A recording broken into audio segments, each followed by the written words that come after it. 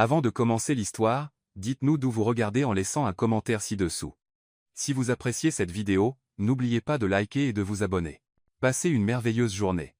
Profitez de l'histoire, tout le monde. Le 15e étage de Techline Solutions enveloppait Emily Carter comme un linceul humide.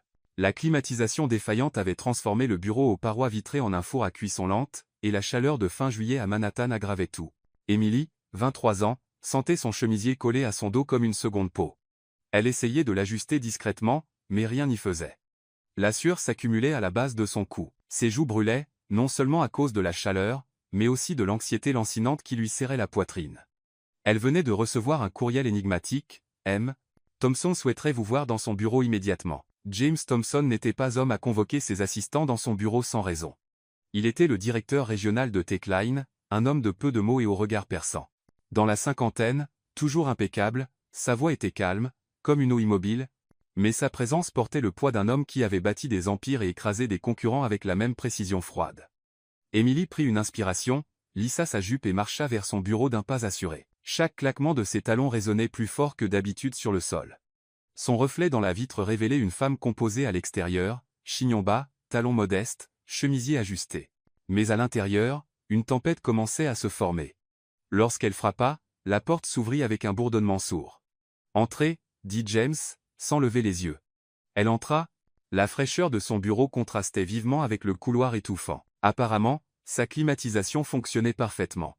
Il lui fit signe de s'asseoir. « Je vais aller droit au but, » dit-il, en croisant enfin son regard. « Il y a un poste pour lequel j'aimerais proposer votre nom. » Emily cligna des yeux. « Un poste ?» Il hocha la tête. « Chez Pinnacle Corp, assistante du directeur, Michael Grant. » Son cœur fit un bond. Pinnacle Corp n'était pas juste un cran au-dessus, c'était un bond en avant. C'était là que les vraies carrières se forgeaient, là où les gens doublaient ou triplaient leurs revenus et ne regardaient jamais en arrière. Son esprit peinait à suivre tandis qu'il poursuivait, 15 $ par mois, couverture santé complète, voyages internationaux, et le genre d'accès qui ouvre toutes les portes. Elle ne put retenir un hoquet de surprise. « J'ai déjà travaillé avec Grant, » continua James. « Il me fait confiance. Si je lui dis que vous êtes prête, vous aurez l'entretien. » Elle hocha lentement la tête, essayant d'assimiler. « Je ne sais pas quoi dire. »« Merci. » Mais la courbe de son sourire l'arrêta net. Ce n'était pas de la gentillesse, c'était du calcul. « Il y a, » dit-il en baissant la voix, « une chose. » Son estomac se serra. « Michael est particulier, » dit James, en étirant le mot. « Il aime que ses assistantes exécutives aient une certaine présence. Maturité, confiance, expérience de vie. » Elle inclina la tête. « Expérience de vie ?» Il se renversa dans son fauteuil, les doigts joints. Il veut quelqu'un qui a vécu un peu, qui n'est pas naïf. La peau d'Emily se hérissa. Il y avait quelque chose dans son ton, une insinuation qu'elle ne pouvait pas tout à fait saisir, ou peut-être qu'elle ne voulait pas saisir. « J'ai vu votre CV, Emily. Votre dossier académique est irréprochable. Vos évaluations ici sont solides, mais Michael valorise l'instinct, la sophistication, une sorte de préparation personnelle. » L'air entre eux s'épaissit, elle plissa les yeux. « Vous insinuez que je ne suis pas prête. Je suggère que vous pourriez envisager de vous présenter différemment si ce poste compte pour vous. » Silence. Les néons au-dessus semblaient bourdonner plus fort tandis qu'elle digérait le sous-texte. Il ne parlait pas de compétences. Il ne parlait même pas de travail. Son esprit s'emballa, pensant à toutes les manières dont un homme comme Michael Grant pourrait évaluer une candidate, expérience de vie, préparation personnelle. Puis vint le moment qu'elle ressasserait pendant des jours. James se pencha en avant, la voix plus basse maintenant. « Pardonnez ma franchise, mais votre dossier contient des notes sur votre passé, votre éducation, même votre histoire sociale. » Son souffle se bloqua dans sa gorge. « Vous êtes intelligente, Emily, mais vous êtes encore très… » Il marqua une pause, protégée. Le mot la frappa comme une gifle. « Comment savez-vous quoi que ce soit sur ma vie personnelle ?» demanda-t-elle, forçant sa voix à rester calme. Il haussa les sourcils. « Nous effectuons des vérifications d'antécédents. Ce n'est pas une question de jugement. C'est une question d'adéquation. Michael ne le dira pas à voix haute, mais je sais ce qu'il recherche, une femme qui se comporte comme si elle avait parcouru le monde. Vous êtes jeune, innocente, même.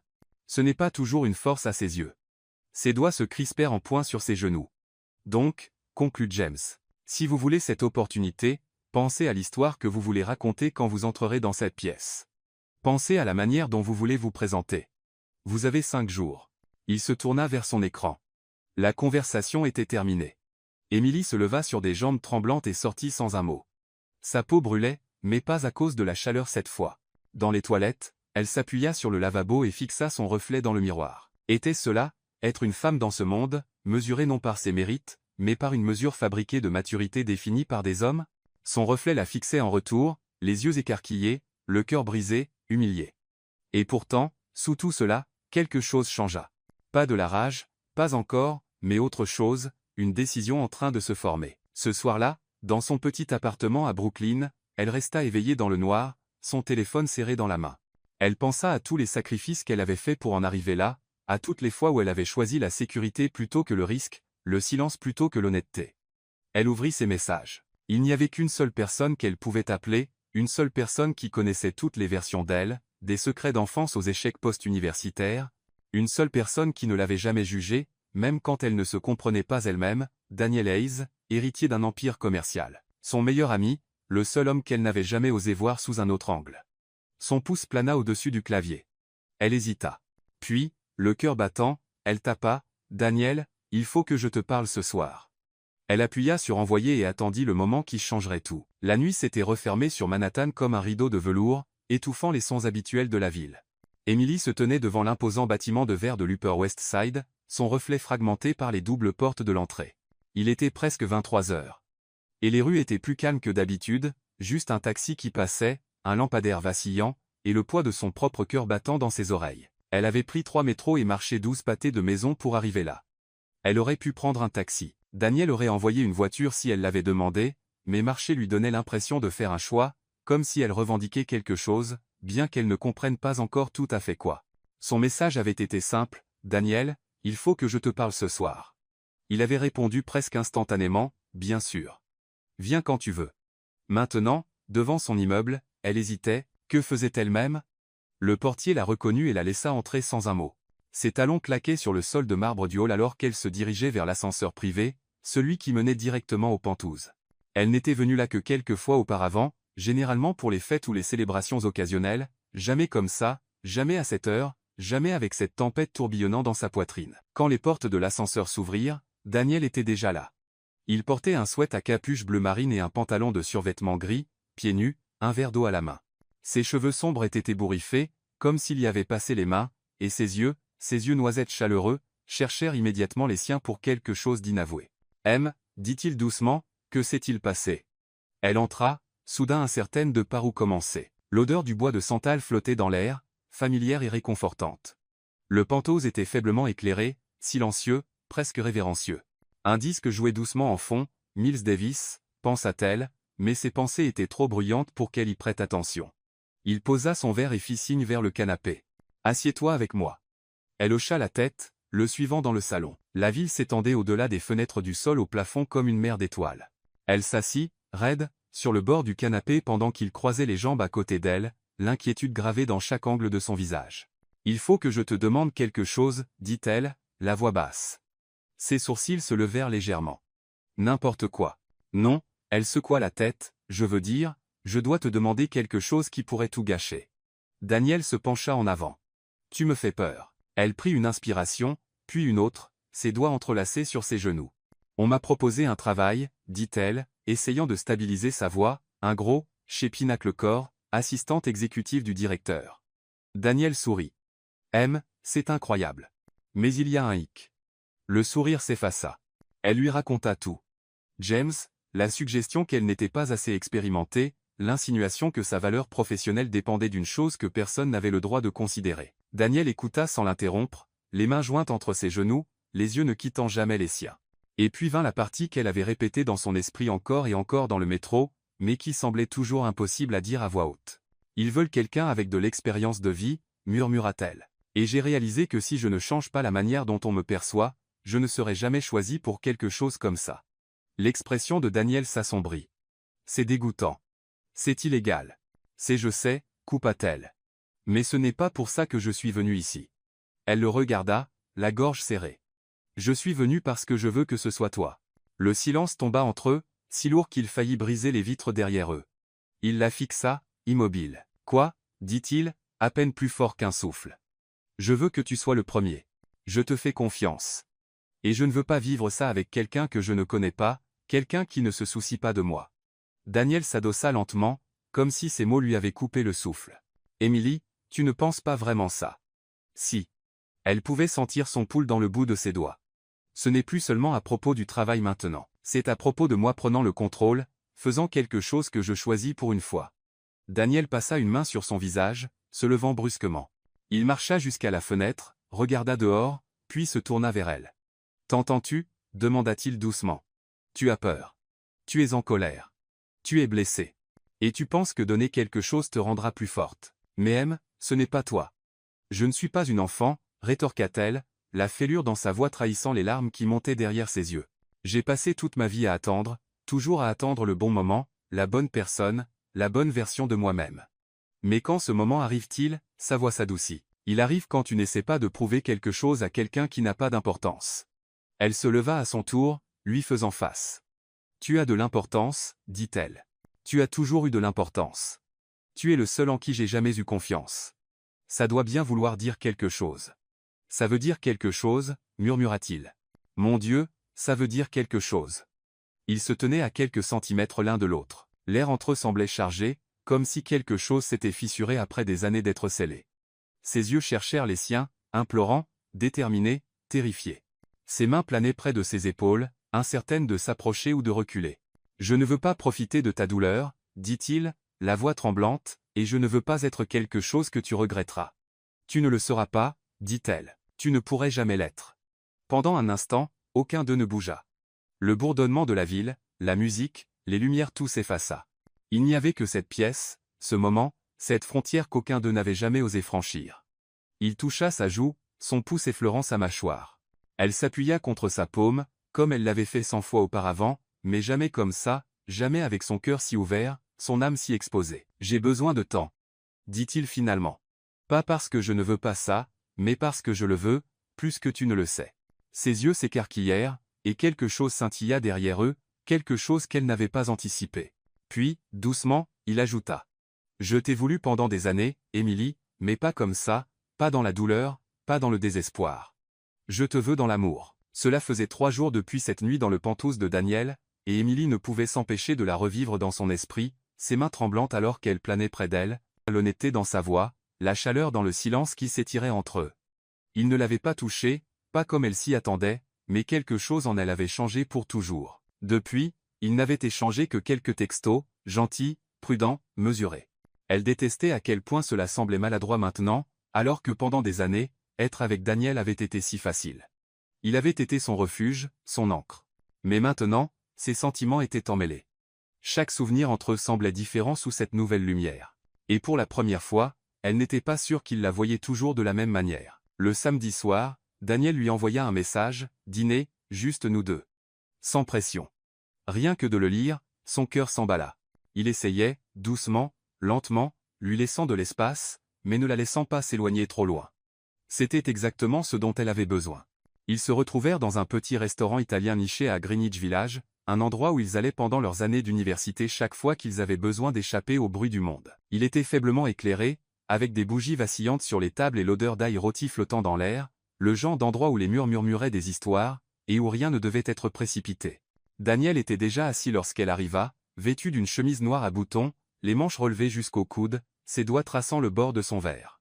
Quand il leva les yeux et la vit, quelque chose s'adoucit dans son visage, soulagement, admiration. Quelque chose d'autre qu'elle ne pouvait pas encore nommer. « Tu es venu, » dit-il. « J'ai presque hésité, » répondit-elle, en s'installant sur le siège en face de lui. « Mais je me suis souvenu du tiramisu ici. » Il sourit, mais ses yeux restèrent sur elle un peu plus longtemps que d'habitude, comme s'il la mémorisait, ou peut-être se défiait de dire ce qui devait être dit. La conversation commença légèrement. Travail, nouvelles, la vague de chaleur absurde. Mais sous la surface, une tension bourdonnait comme un courant silencieux. Chaque mot, chaque rire semblait comme s'il marchait sur une corde raide tendue au-dessus de quelque chose de plus profond. À mi-chemin du plat de pâtes, il le dit enfin.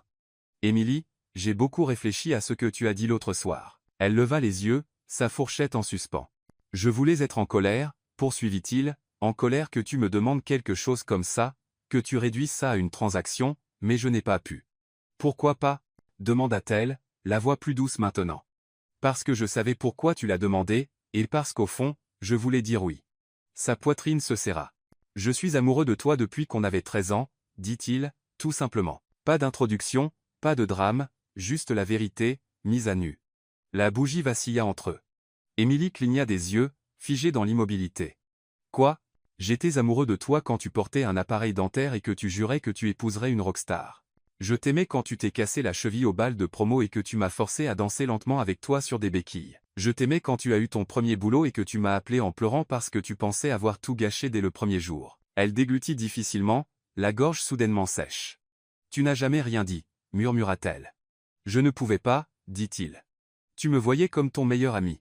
Je ne voulais pas perdre ça, alors je me suis dit que c'était assez, que je préférais avoir une partie de toi plutôt que rien du tout. Le cœur d'Émilie se serra face à la douleur silencieuse dans sa voix. Je pensais que tu ne me voyais pas comme ça, confessa-t-elle. Je n'ai jamais imaginé. Il sourit doucement. Tu étais toujours à la poursuite de quelque chose de plus grand, l'université, les emplois, les rêves. Je ne voulais pas être une chose de plus qui te détourne de ton chemin. Des larmes piquaient le coin de ses yeux. Pourquoi maintenant? Demanda-t-elle. Parce que maintenant, je te vois clairement, pas la fille que j'aimais en silence. La femme devant moi, courageuse, compliquée, blessée, est toujours la personne la plus importante de ma vie. Elle détourna le regard, luttant pour reprendre son souffle.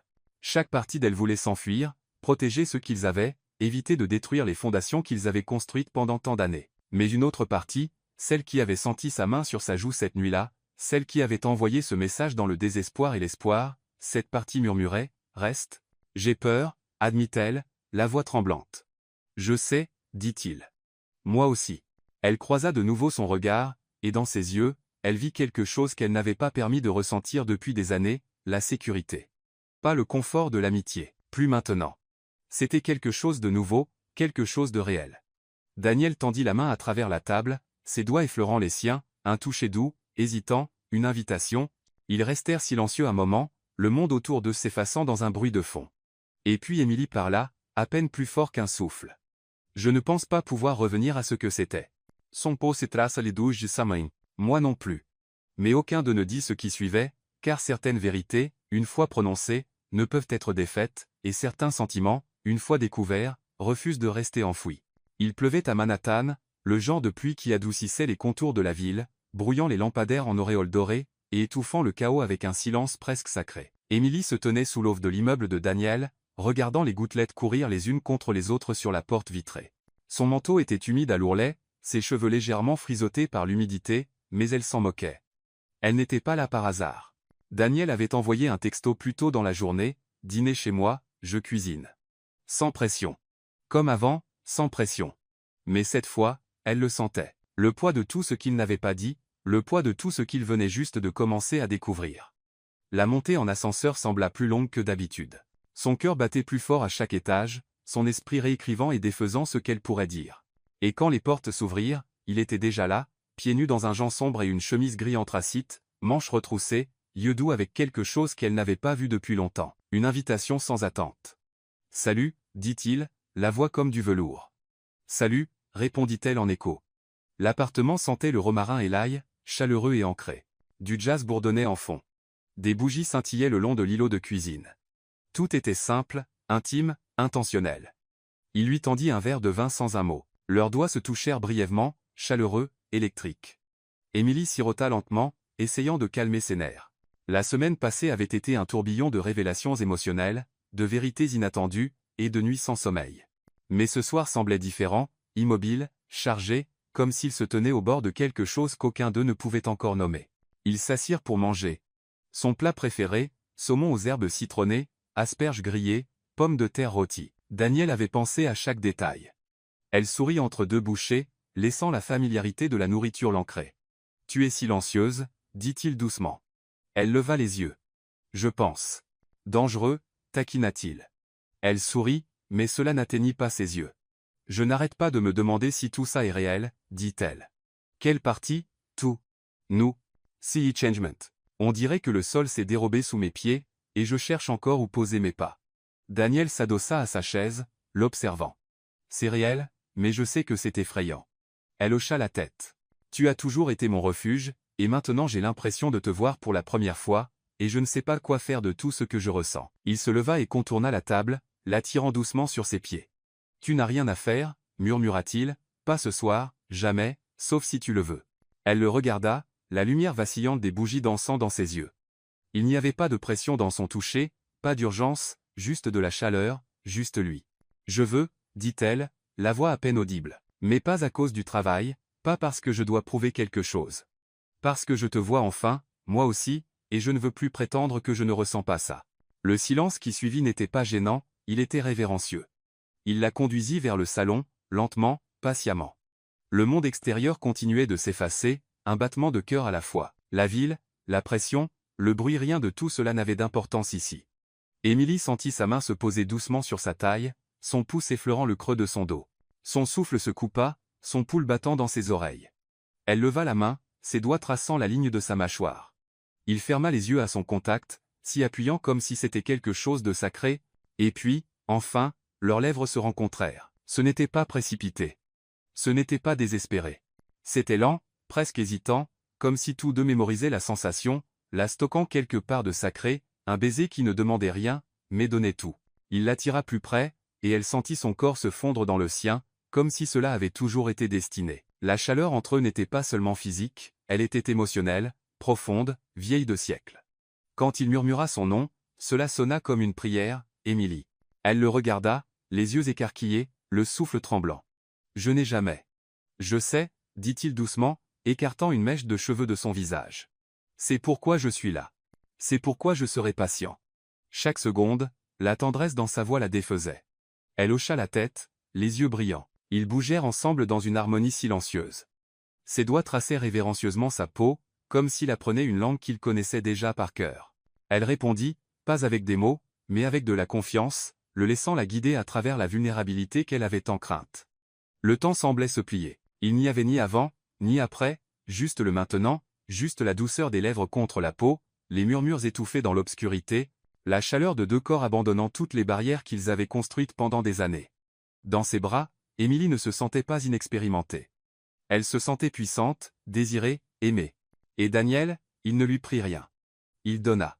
Il lui donna le silence quand les mots étaient trop. Il lui donna l'immobilité quand le moment tremblait. Il lui donna de l'espace quand ses yeux se remplissaient de larmes. Et il la serra comme s'il avait attendu toute une vie pour être autorisé. Après, ils restèrent allongés, enveloppés dans le silence, la tempête murmurant toujours contre les fenêtres, la lumière des bougies projetant de l'or sur le plafond. Émilie posa sa tête contre sa poitrine, écoutant le rythme de son cœur. Pour la première fois depuis longtemps, elle n'avait pas peur de ce qui pourrait arriver ensuite. Mais même dans cette paix, une question persistait dans le silence. Maintenant qu'ils avaient franchi la ligne, pourraient-ils jamais revenir en arrière? Le soleil filtrait à travers les stores de la chambre d'Émilie, projetant des lignes dorées obliques sur les draps emmêlés à ses pieds. Elle restait éveillée, les yeux grands ouverts, le cœur battant lentement mais lourdement. Le bourdonnement discret d'un nouveau matin l'enveloppait comme une promesse hésitante, une qu'elle ne savait pas encore comment interpréter. La nuit dernière avait été tout, plus que de la passion, plus que de l'abandon. C'était une connexion, indéniable, irréversible, un changement qui allait au-delà de la chair et des os, quelque chose qui vivait dans l'espace entre la confiance et le désir. Émilie ne s'attendait pas à se sentir si transformée. Et pourtant, quand Daniel l'avait tenue après, sa respiration régulière, ses doigts effleurant doucement sa colonne vertébrale, elle s'était sentie plus elle-même que jamais auparavant. Maintenant, la réalité du jour s'insinuait. C'était lundi, le jour de son entretien avec Michael Grand, et bien que le souvenir des insinuations voilées de James Thompson persistait encore au bord de son esprit comme de la fumée, Émilie ne se sentait plus comme la fille qui s'était tenue devant son bureau en tremblant. Quelque chose en elle s'était fissuré, et dans cette fracture, elle avait découvert une sorte de force qu'elle n'avait jamais su qu'elle portait. À 8 heures, elle était habillée d'un tailleur bleu marine élégant, taillé à la perfection, assorti de talons nus et d'une boucle d'oreille en perles qui avait appartenu à sa mère. Ses cheveux étaient tirés en un chignon bas, non pas parce qu'elle voulait paraître plus âgée, mais parce qu'elle voulait avoir l'air intentionnel. Elle n'essayait plus de convaincre qui que ce soit de sa valeur. Elle se présentait simplement telle qu'elle était vraiment.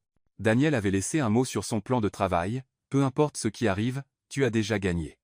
Fier de toi. » Elle le plia soigneusement et le glissa dans son sac comme un talisman secret. Le bâtiment qui abritait Pinacle Corp était intimidant, même de l'extérieur. Sa façade moderne en acier et verre reflétait le ciel en fragments, comme un miroir brisé par l'ambition. À l'intérieur, le hall s'étendait vers le haut dans le silence et le prestige. Tout brillait. Tout le monde bougeait avec un but.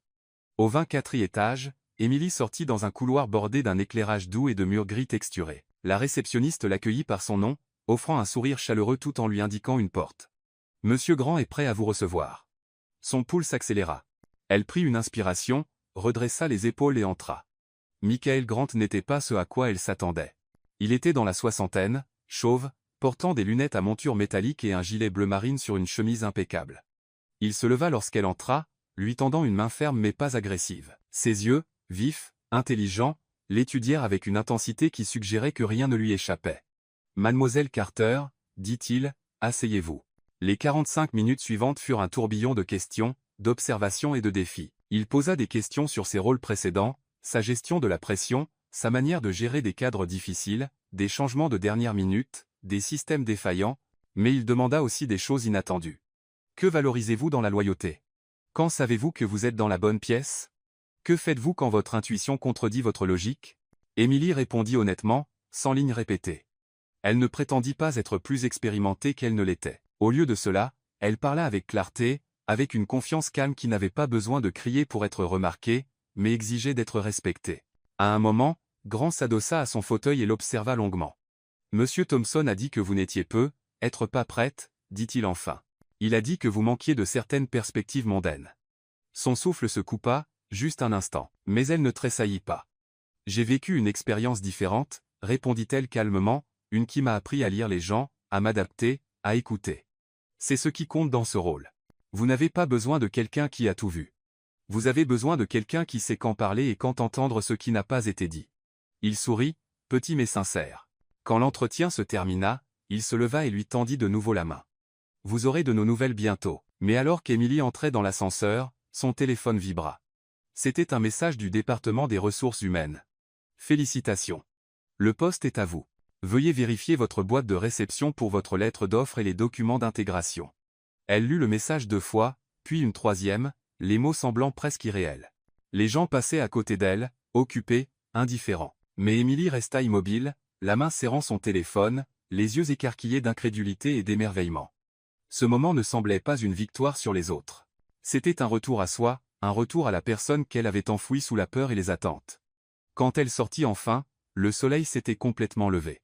La pluie du week-end s'était dissipée, laissant les trottoirs humides mais scintillants. Elle s'arrêta au coin de la rue, laissant la brise soulever une mèche de cheveux de sa joue. Ce n'était pas le travail qui la remplissait d'émotion. C'était ce que le travail symbolisait. Elle n'avait pas gagné cela parce qu'elle avait fait des compromis. Elle n'avait pas été choisie parce qu'elle était devenue ce que les autres attendaient d'elle. Elle avait été choisie parce qu'elle avait enfin osé être elle-même. Plus tard ce soir-là, elle était assise seule dans son appartement, l'ordinateur portable ouvert, lisant la lettre d'offre. Le salaire la fit cligner des yeux. 15 $ par mois, assurance santé privée, voyages internationaux, un avenir bien au-delà de ce qu'elle s'était autorisée à rêver. Mais tout ce à quoi elle pouvait penser, c'était Daniel, la manière dont il l'avait regardé, dont il l'avait attendu, dont il l'avait vu pas seulement cette nuit-là, mais toujours. Elle prit son téléphone pour l'appeler, puis s'arrêta. Sera-t-il encore là de l'autre côté de ce nouveau chapitre?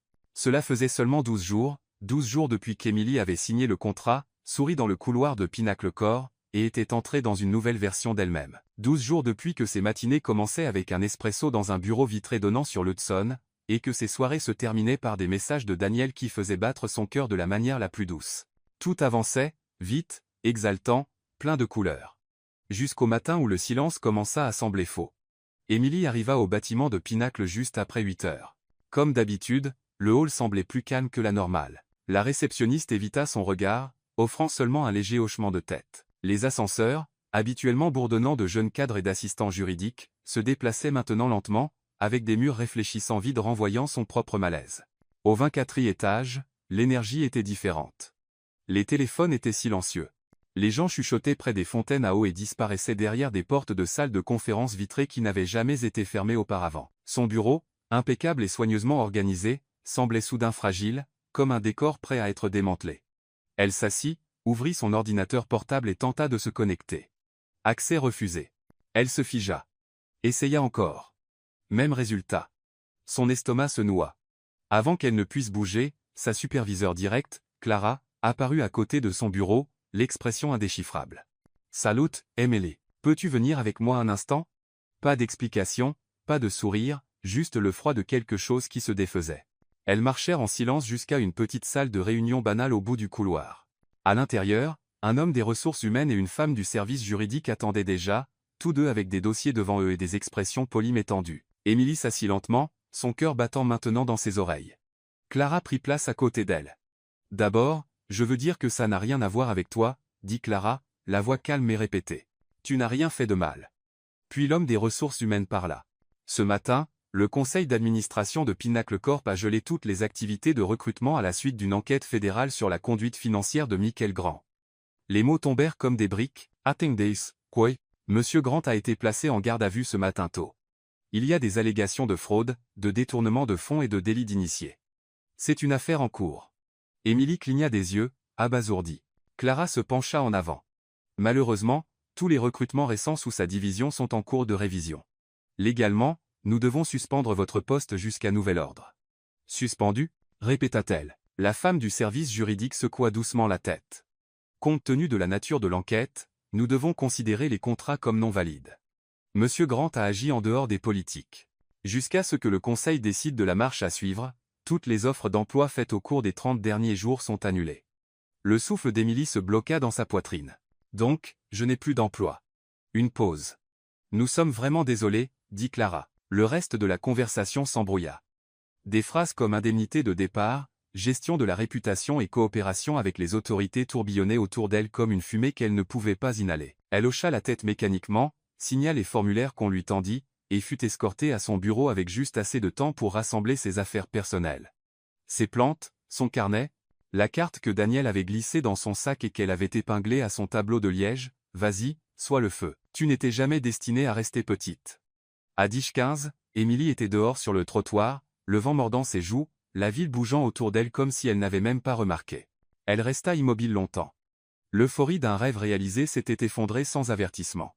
Son monde avait basculé en moins de 2 heures. La version d'elle-même qu'elle avait juste commencé à croire la professionnelle, l'adulte, la femme en contrôle semblait être un costume qu'on lui avait arraché. Elle rentra chez elle et s'effondra sur le canapé, incapable de pleurer, incapable de parler. Le silence de l'appartement se moquait d'elle. Sa boîte de réception débordait d'alertes d'actualité sur le scandale. Magnat de la technologie arrêté dans une affaire de fraude de 300 millions de dollars. Michael Grant aurait orchestré un réseau de délits d'initiés pendant une décennie. Pinnacle Corp fait face à un gel fédéral et à un effondrement interne. Chaque titre frappait comme un nouveau coup. En fin d'après-midi, Daniel appela. « Salut, tu vas bien ?» demanda-t-il. Elle ne savait pas comment répondre. Elle voulait tout lui dire, tomber dans la sécurité de sa voix, le laisser lui rappeler qui elle était. Mais sa honte était plus forte. Et puis, sans prévenir, une pensée surgit, ai-je couché avec lui pour rien? À l'instant où elle se forma, elle recula devant elle. Mais il était trop tard. La graine était plantée, non pas parce qu'elle y croyait, mais parce que le monde le ferait. Elle pressa le téléphone contre sa poitrine et sanglota, la culpabilité inondant ses côtes comme de l'eau glacée. Elle avait fait quelque chose de courageux, de vulnérable, de réel. Mais maintenant, dépouillée du travail qui semblait symboliser une transformation, tout ce qu'elle ressentait était de la nudité, de l'incertitude, de la fragilité. Elle ne répondit pas à l'appel de Daniel, ni au deuxième, ni au message qui arriva des heures plus tard. « Je suis là, peu importe quoi. S'il te plaît, laisse-moi entrer. » Elle ne savait plus comment laisser quiconque entrer, car la porte qu'elle avait ouverte si grandement s'était refermée aussi vite, et Émilie n'était pas sûre d'avoir la force de l'ouvrir à nouveau. Les jours qui suivirent se déroulèrent au ralenti, comme des pages d'un livre tombé dans l'eau, déformées, illisibles, et plus lourdes qu'elles n'auraient dû l'être. Émilie quittait à peine l'appartement. La ville dehors continuait de tourner. Klaxons hurlants, gens pressés, lumière clignotante sans se soucier de son immobilité. Mais dans son petit appartement de Brooklyn, le temps s'était effondré. Ses routines se dissolvaient. Le café refroidissait sur le comptoir. Les vêtements restaient pliés dans le panier. Le miroir accumulait la poussière. Son téléphone restait silencieux, non pas parce que personne n'appelait, mais parce qu'elle ne répondait pas. Daniel avait envoyé un autre texto le matin après le scandale. « S'il te plaît, M, laisse-moi venir te voir. » Elle fixa le message pendant 10 minutes entières, les doigts planant au-dessus de l'écran. Mais en fin de compte, elle retourna le téléphone et s'éloigna. Ce n'était pas seulement le travail, c'était la honte. Elle avait fait un choix profondément personnel, irréversible. Et puis la chose même qui avait catalysé son courage s'était révélée être un mensonge. Peu importait qu'elle n'ait pas couché avec Daniel pour le travail. Le timing semblait toujours la trahir, comme si ses émotions avaient été manipulées par le destin lui-même. Pire encore, elle avait l'impression d'avoir terni quelque chose de sacré entre eux. Elle savait que Daniel ne le verrait pas ainsi. Il ne dirait jamais ces mots. Mais cela n'empêchait pas la voix dans sa tête de le murmurer encore et encore, il le regrette probablement, lui aussi. Elle évitait ses emails. Sa boîte de réception débordait de notifications, sites d'emploi, suivi de recruteurs, excuses non lues des RH de Pinacle. Elle ne pouvait pas les affronter, pas encore. Les jours se transformèrent en une semaine, puis en une autre. Le silence entre elle et Daniel s'amplifia, devenant une présence en soi, comme une troisième personne assise dans la pièce, la fixant chaque fois qu'elle envisageait de tendre la main. Il lui manquait désespérément, sa chaleur, sa certitude, la manière dont il prononçait son nom comme s'il avait du poids. Mais comment pouvait-elle l'affronter quand tout ce qu'elle ressentait était un échec? Le 9e jour, elle retourna à Tecline. Franchir ses portes vitrées familières était comme entrer dans un rêve qu'elle avait déjà dépassé. La climatisation surcompensait toujours. La réceptionniste mâchait encore son chewing-gum, et le bourdonnement des imprimantes remplissait toujours l'espace de bruit blanc. Mais Émilie, elle, n'était plus la même. Elle avait été dans des salles de conseil. On lui avait confié des emplois du temps à $1 million. Elle avait été embrassée comme si elle comptait, touchée comme si elle était précieuse. Et maintenant, de retour à son ancien bureau, rien ne lui allait plus. Elle s'assit raide, les mains croisées, fixant la même feuille de calcul qu'elle avait travaillée avant que tout ne change. James Thompson passa une fois. Il ne dit pas un mot, se contentant de la regarder avec quelque chose d'indéchiffrable dans son expression, peut être de la culpabilité, peut être de la satisfaction.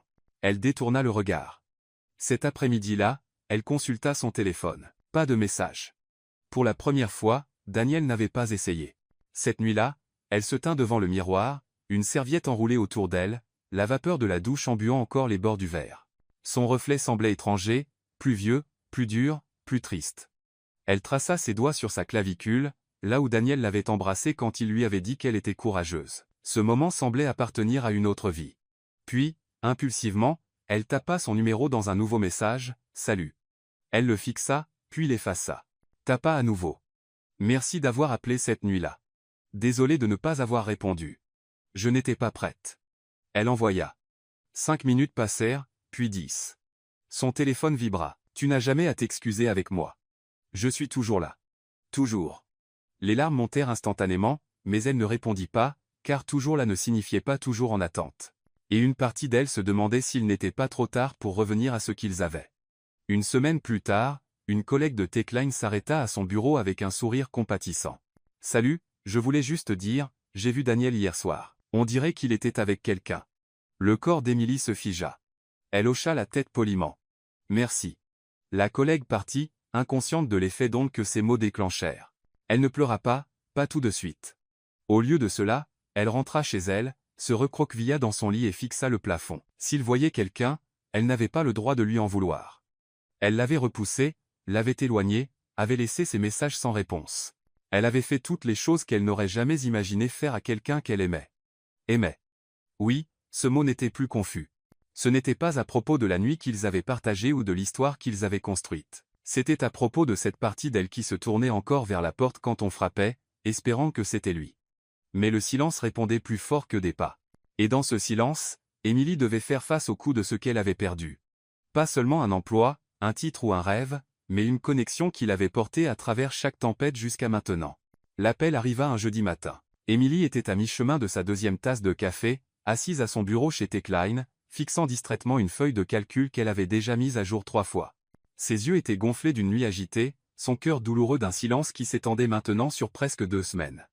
Daniel n'avait pas rappelé, et elle n'avait pas osé tendre la main. Le téléphone dans son sac vibra une fois, puis une autre. Numéro inconnu. Elle hésita, puis répondit, « Bonjour. »« Bonjour, Malavel Carter. Je m'appelle Sarah Larson. Je vous appelle de Sterling & Associates. Nous avons récemment reçu une recommandation interne très forte pour un poste de senior associate, et votre nom a été présenté comme l'un des meilleurs candidats. Seriez-vous disponible pour un entretien virtuel cet après-midi » Émilie cligna des yeux. « Je suis désolé, quelle entreprise avez-vous dit ?»« Sterling & Associates, » répéta Sarah. « Nous sommes une firme mondiale de stratégie et de conseil. Nous avons un bureau à Manhattan, mais ce poste est hybride, flexible, avec des opportunités de travailler avec des clients internationaux. » Le pouls d'Émilie s'accéléra. Elle en avait entendu parler, bien sûr. Sterling était prestigieux, sélectif, le genre d'endroit où les gens s'épuisaient ou construisaient des carrières à vie. Elle n'avait jamais postulé là. Bah. Elle n'avait même jamais rêvé que quelqu'un comme elle serait sur leur radar. Je n'ai pas postulé, dit-elle lentement. Je comprends, répondit Sarah. Comme je l'ai mentionné, c'était une recommandation interne, extrêmement forte, pourrais-je ajouter. Le cœur d'Émilie battait plus fort. Savez-vous qui m'a recommandé? Je crains que la recommandation ait été marquée confidentielle, dit Sarah. Mais nous prenons cela très au sérieux. Une pause. Donc, êtes-vous disponible à 14 h aujourd'hui? Émilie hocha la tête avant de réaliser qu'elle devait répondre à voix haute. Oui, dit-elle rapidement, oui, absolument. Quand elle raccrocha, ses mains tremblaient. Elle se leva, marcha jusqu'à la salle de pause et s'aspergea le visage d'eau froide. Son premier instinct fut la suspicion, pourquoi maintenant? Comment? Mais sous la confusion, une petite lueur d'espoir s'alluma, chaude, prudente. Elle prépara l'entretien comme si sa vie en dépendait. À 13h58, elle se connecta à l'appel vidéo, le cœur battant sous son chemisier. Sarah était déjà là, accompagnée de 2 autres panélistes, un consultant senior et un directeur des opérations. Ils étaient vifs, directs, mais justes. Ils posaient des questions réfléchies sur le leadership, la stratégie, la connexion humaine. Émilie parlait clairement, honnêtement. Elle ne jouait pas un rôle. Elle partageait ses revers, ses leçons, ses instincts. Pour la première fois en semaine, elle avait l'impression de construire quelque chose à nouveau. Quand l'entretien se termina, Sarah sourit. Nous vous contacterons très bientôt. Merci pour votre temps, Émilie. Cette nuit-là, elle ne dormit pas beaucoup. Elle fixait son téléphone bien après minuit, se demandant, était-ce lui? Daniel, l'avait-il recommandé? Cela semblait absurde. Ils ne se parlaient pas. Il avait être tourné la page. Mais d'une certaine manière, elle savait, la manière dont son nom avait surgi si spécifiquement, le ton dans la voix de Sarah quand elle avait dit extrêmement forte, c'était lui. Même à distance, même dans le silence, Daniel la protégeait encore. 2 jours plus tard, l'offre arriva. 18 $ par mois, avantages, exposition internationale, une promotion en titre et en responsabilité. Le genre d'offre qui ne changeait pas seulement d'emploi, mais de vie. Émilie s'assit à sa table de cuisine, fixant le PDF, les mains couvrant sa bouche, sa poitrine se serrant, non seulement d'incrédulité, mais de la gratitude silencieuse qui fleurissait à travers les fissures de son doute de soi. Elle n'avait pas obtenu cela parce que quelqu'un le lui avait donné. Elle l'avait obtenu parce que quelqu'un avait cru en elle assez pour ouvrir une porte, et elle l'avait franchie. Sans hésitation, elle signa la lettre d'offre cette nuit-là. Ensuite, elle ouvrit un message vide sur son téléphone, tapa. J'ai eu le poste. Merci. Je sais que c'était toi. Elle le fixa, puis l'effaça. Tapa encore. Personne n'a jamais cru en moi comme tu le fais, même quand je ne le méritais pas. Effaça cela aussi. En fin de compte, elle envoya juste 3 mots. Merci, Daniel. Il répondit quelques minutes plus tard, tu n'as jamais eu à demander. Elle serra le téléphone contre sa poitrine. Pas de déclaration, pas d'exigence, juste la vérité, envoyée discrètement à travers le pont des choses brisées. Ce n'était pas une réconciliation, pas encore. Mais c'était un début, et les débuts, Émilie l'avait appris, étaient là où vivait le courage. Le bureau de Sterling & Associates avait des fenêtres du sol au plafond et des sols en pierre polie qui résonnaient doucement à chaque pas confiant d'Émilie. Une semaine dans son nouveau rôle, et elle ressentait déjà la différence. Pas seulement dans la vue ou le salaire, mais dans la manière dont les gens écoutaient quand elle parlait, dont elle s'écoutait elle-même. Elle s'épanouissait. Mais même alors que ses journées se remplissaient de réunions stratégiques, d'appels clients, et de présentations tardives, il y avait un silence qu'elle ne pouvait ignorer. Daniel n'avait pas répondu à son dernier message au-delà de ces mots silencieux, « Tu n'as jamais eu à demander ». Elle les avait relus une 12aine de fois. Il lui manquait, pas seulement le confort de sa présence ou les vieux rythmes de leur amitié. Elle manquait la version d'elle-même qu'elle était quand elle était avec lui, sans défense, honnête, pleinement vue. Et maintenant qu'elle était enfin stable à nouveau, enfin debout sur ses propres pieds, la question qui la hantait était simple et terrifiante. Avait-elle attendu trop longtemps? Un vendredi après-midi, quelque chose en elle craqua. Elle quitta le travail plus tôt sous prétexte d'une affaire personnelle, prit un café dans le magasin qu'ils aimaient sur Spring Street, et marcha vers le siège social de Ace Global, l'entreprise familiale de Daniel. Elle n'appela pas à l'avance, ne réfléchit pas trop, elle se présenta simplement. La réceptionniste sourit poliment lorsqu'Émilie donna son nom. M. Ace est en réunion, mais je vais lui dire que vous êtes là. Veuillez attendre dans le salon exécutif. Le salon était élégant et silencieux, avec des fauteuils en velours gris et une œuvre d'art qui semblait figer le vent en mouvement. Émilie s'assit, le cœur battant, les doigts serrés autour de la tasse de café qu'elle regrettait soudain d'avoir apportée. Après 10 minutes, la porte s'ouvrit, et Daniel entra. Il semblait différent, pas radicalement, mais de la manière dont le chagrin, le désir et les nuits sans sommeil laissent des ombres sous les yeux. Il portait un costume taillé sur mesure, mais la cravate était desserrée, sa chemise légèrement froissée, son calme habituel remplacé par quelque chose de prudent. « Émilie, dit-il, surpris, je ne savais pas que tu viendrais. » Elle se leva. « Moi non plus, répondit-elle doucement. J'avais besoin de te voir. » Un long silence s'étira entre eux. Puis elle ajouta, « Merci pour ce que tu as fait. » Il hocha lentement la tête. « Tu as mérité ce poste. Je leur ai juste rappelé de regarder dans ta direction. » Elle sourit, mais cela n'atteignit pas ses yeux. « Tu m'as manqué, dit-elle. » Daniel expira, passant une main dans ses cheveux. Il ne parla pas tout de suite. Ses yeux se tournèrent vers le couloir derrière lui. Et puis elle la vit, une femme debout juste à l'extérieur du mur vitré, discutant avec une assistante. Blonde, élégante, le genre de perfection taillée qu'Émilie n'avait jamais essayé d'être. Elle se comportait comme quelqu'un habitué à ce genre de pièces. Jessica Parker. Émilie l'avait vue auparavant en ligne, dans des articles, au bras de Daniel lors d'événements caritatifs, et maintenant, en la voyant de si près, le nœud dans son estomac se resserra. « Elle travaille ici maintenant ?» demanda Émilie, la voix fine. Les yeux de Daniel s'assombrirent, mais il ne tressaillit pas. « Elle a rejoint la firme le mois dernier. Donc, vous êtes ensemble ?»« J'essaie, » dit-il prudemment. « Je pensais que tu ne voulais plus me voir. Tu m'as repoussé, M. J'ai attendu. J'ai attendu plus longtemps que je n'aurais dû, mais les gens ne peuvent attendre qu'un certain temps avant de devoir avancer. » Émilie avala la boule qui montait dans sa gorge. « Je n'étais pas prête, » murmura-t-elle. « Je sais. J'avais honte. Pas de toi, de moi, de ce que je pensais que tout cela signifiait. Et puis je ne savais pas comment revenir. » Daniel s'approcha. « Et maintenant ?» Elle leva les yeux vers lui. Ses yeux posaient des questions qu'elle ne savait pas comment répondre. Sa proximité lui coupa le souffle. Mais il y avait aussi une distance en lui, celle qui ne vient pas du temps, mais de la douleur. « Je ne sais pas, » dit-elle honnêtement, mais je ne pouvais plus rester silencieuse. L'expression de Daniel changea, s'adoucit, peut-être, ou se durcit, elle ne pouvait pas le dire. « Je t'aimais, » dit-il doucement, et peut-être que je t'aime encore. Mais l'amour a besoin de plus que des moments. Il a besoin de présence. Tu étais absente quand j'avais le plus besoin de toi. Les larmes piquaient le coin de ses yeux. Je sais. Elle avança d'un pas, juste un peu. Sa main chercha la sienne, mais il ne la prit pas. Pas cette fois. Derrière eux, le rire de Jessica résonna faiblement. Émilie laissa sa main retomber. Je suppose que je devrais y aller, dit-elle. Daniel ne l'arrêta pas, ne l'appela pas, ne prononça pas son nom comme il le faisait autrefois. Elle sortit la tête haute, le cœur tremblant, et la clarté froide que parfois le timing n'est pas juste mauvais, il est brutal.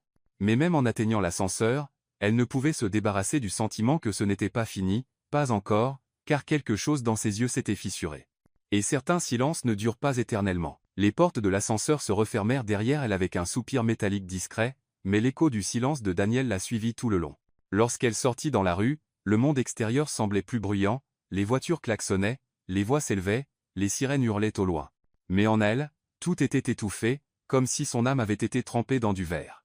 Il ne l'avait pas arrêtée, n'avait pas appelé son nom, ne l'avait pas poursuivi comme il le faisait autrefois. Et d'une certaine manière, cela faisait plus mal que n'importe quel mot dur. Émilie marcha sans destination, laissant le rythme de ses talons la porter à travers Midtown, passant devant des cafés animés, des navetteurs tardifs et des lumières clignotantes. Elle ne pleura pas, pas encore. Elle était trop pleine de récits, des mots qu'elle aurait dû dire plus tôt, des heures qu'elle aurait dû passer non pas dans le silence, mais dans des excuses. Lorsqu'elle atteignit son appartement, le ciel virait à un lavande profond, le genre de crépuscule qui appelait à la réflexion. Elle ôta ses chaussures, laissa tomber son sac sur le comptoir et s'effondra sur le canapé, fixant le ventilateur de plafond tournant au-dessus d'elle. Daniel passait à autre chose. Cette vérité s'installa sur elle comme une seconde peau. Il n'était pas cruel. Il n'était pas vindicatif, mais elle l'avait repoussé à son moment le plus vulnérable, et maintenant il se protégeait de la seule manière qu'il pouvait, en choisissant quelqu'un d'autre, quelqu'un qui ne disparaissait pas, quelqu'un qui ne revenait pas avec des mains vides et des yeux tremblants. Cette pensée la transperça. Elle ouvrit son téléphone et fixa le dernier message qu'il avait envoyé, « Tu n'as jamais eu à demander ». Elle n'avait pas répondu. Elle n'avait même pas dit, « Je suis désolé ». Juste merci. Juste trop peu, trop tard. Pendant un moment, elle tapa quelque chose de nouveau. « Penses-tu encore à moi ?» Puis l'effaça. Tapa encore. « Je n'ai jamais cessé de t'aimer. Je ne savais juste pas comment le montrer. » Effaça cela aussi. En fin de compte, elle posa le téléphone et s'éloigna. Elle commença à se jeter dans le travail avec une dévotion presque violente. Chez Sterling, elle gagna rapidement le respect. Les collègues sollicitaient son avis. Les superviseurs louaient son efficacité. Elle restait tard la plupart des nuits, non pas parce qu'elle devait, mais parce que le bourdonnement silencieux du travail engourdissait tout le reste. Mais aucune quantité de feuilles de calcul ou de présentation ne pouvait arrêter la douleur qui surgissait dans les heures calmes. La nuit, quand la ville s'apaisait, elle s'allongeait dans son lit et écoutait le grincement du radiateur ou le tic-tac de l'horloge de la cuisine, et se demandait s'il regardait son téléphone et pensait à elle. Parfois, elle l'imaginait allongée à côté de Jessica. Souriait-il de la même manière? Dormait-il toujours avec un bras au-dessus de la tête, une jambe au bord du lit? Lui disait-il les choses qu'il ne disait autrefois qu'à Emily? La jalousie était silencieuse, pas en colère, juste mélancolique, comme regarder quelqu'un d'autre lire le livre que vous n'avez jamais fini d'écrire. Un soir, sa collègue, Mia, frappa doucement à la porte de son bureau. « On va boire un verre au Tistle ce soir. Tu devrais venir. » Emily secoua la tête. « J'ai une échéance. »« Tu as toujours une échéance. » Mia hésita. « Tu ne peux pas travailler pour oublier un chagrin d'amour, M. » Emily leva les yeux, surprise. « Je n'ai pas dit que j'étais. »« Tu n'avais pas besoin de le dire, » dit Mia doucement. « C'est écrit sur tout ton visage et dans la manière dont tu essaies de prouver que tu vas bien. » Emily ne répondit pas. Mais ce soir-là, après avoir fixé son écran d'ordinateur pendant 1 heure sans taper un mot, elle ferma le couvercle et enfila un gant et un pull. Au Tistel, elle but un verre de vin, puis un autre. Elle rit à des blagues qui ne la touchaient pas vraiment, sourit à un homme qui lui rendit son sourire. Quand il lui demanda si elle voulait danser, elle hésita, puis dit oui. Mais alors qu'il posait sa main sur sa taille et se penchait pour murmurer quelque chose d'insignifiant, l'esprit d'Emily s'égara, retour sur le toit de l'ancien appartement de Daniel, retour à son pouce traçant des cercles sur son épaule alors qu'il regardait des feux d'artifice, retour à la manière dont il avait dit un jour, « Tu n'as pas besoin d'essayer si fort. Tu es déjà assez. » L'homme la fit tourner doucement. Elle sourit, mais cela n'atteignit pas ses yeux, car avancer n'était pas la même chose que passer à autre chose, et guérir n'était pas une ligne droite. C'était une spirale, qui la ramenait encore et encore à l'espace qu'il occupait autrefois. De retour chez elle, elle se tint à la fenêtre de sa chambre, regardant les lumières du pont de Brooklyn scintiller au loin. Elle murmura dans le silence. « J'espère que tu es heureux », et le pensait, même si cela la brisait un peu plus. Le bureau était inhabituellement calme pour un jeudi matin. Emily était assise dans son coin vitré, les doigts reposant paresseusement sur le clavier, les yeux fixés sur un brouillon de propositions qui refusait de prendre sens depuis plus d'1 heure. Cela faisait 6 mois. 6 mois depuis l'effondrement de Pinacle, 6 mois depuis le dernier message de Daniel, 6 mois depuis qu'elle s'était tenue dans son bureau et l'avait regardé ne pas l'arrêter. La douleur s'était atténuée, mais n'avait jamais disparu, comme une ecchymose fanée sur l'âme, plus fraîche, mais toujours douloureuse lorsqu'on la pressait. Emily avait appris à sourire à nouveau, à parler avec assurance dans les réunions, à répondre aux emails sans laisser son cœur bégayer à des noms qui n'étaient pas le sien. Mais ce matin particulier, quelque chose changea. Cela commença par un coup à la porte vitrée. Son assistante passa la tête, incertaine. « Il y a quelqu'un pour vous voir. » Sans rendez-vous. Emily fronça les sourcils. « Qui ?» La femme hésita. Il a dit qu'il s'appelait Daniel Hayes. Le cœur d'Emily s'arrêta. Littéralement, pendant 1 seconde, elle oublia comment respirer. « Faites-le entrer », murmura-t-elle. La porte s'ouvrit lentement, et il était là, pas en costume, pas dans sa perfection habituelle. Daniel se tenait en jonc sombre, un t-shirt gris ardoise sous une veste humide de pluie. Son visage était plus mince. Ses yeux, toujours les mêmes noisettes chaleureux, semblaient ne pas avoir vu de vrai sommeil depuis des semaines. Il tenait un petit morceau de papier plié dans une main, l'autre restait serré à son côté. Elle se leva automatiquement, sa voix introuvable. « Salut », dit-il, doux mais stable. « Qu'est-ce que tu fais ici ?» parvint-elle à dire.